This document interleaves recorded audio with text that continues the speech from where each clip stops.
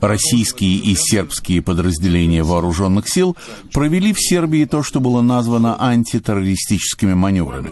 В однодневных учениях на военном полигоне под Белградом приняли участие около 200 российских десантников, сербские части, а также бронетранспортеры и другая военная техника. По словам аналитиков, Россия использует маневры, чтобы показать существование в Европе своих союзников.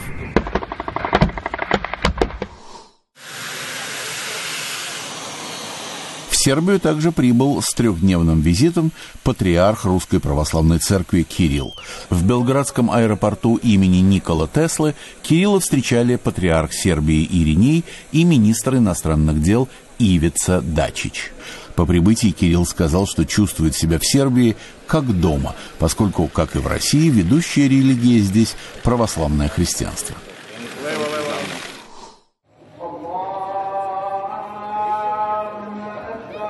В пакистанском городе Кветта собравшиеся родственники пропавших без вести этнических белуджей зажгли памятные свечи.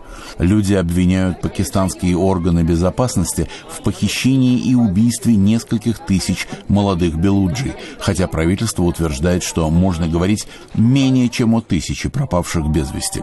Националисты в Белуджистане боролись за свою независимость от Пакистана. В Пешаваре на севере Пакистана встретились афганские и пакистанские представители гражданских обществ и предприниматели. Они собрались, чтобы потребовать от своих правительств смягчения ограничений на пересечение границы. Требования были выдвинуты в день визита в Пакистан афганского президента Ашрафа Гани.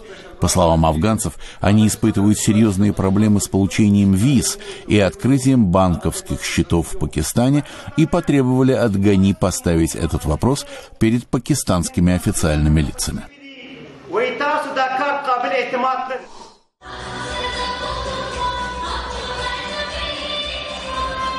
Кроме того, в Пешаваре состоялась презентация новой книги об альма-матер многих высокопоставленных политиков, гражданских и военных руководителей в провинции Хайбер-Пахтунхва. Книга «История исламского колледжа» была торжественно представлена на кампусе учебного заведения. Исламский колледж был основан в 1913 году и является одним из ключевых учебных заведений в провинции Хайбер-Пахтунхва со времен британской колониальной эпохи. Его посещали многие знаменитые лидеры.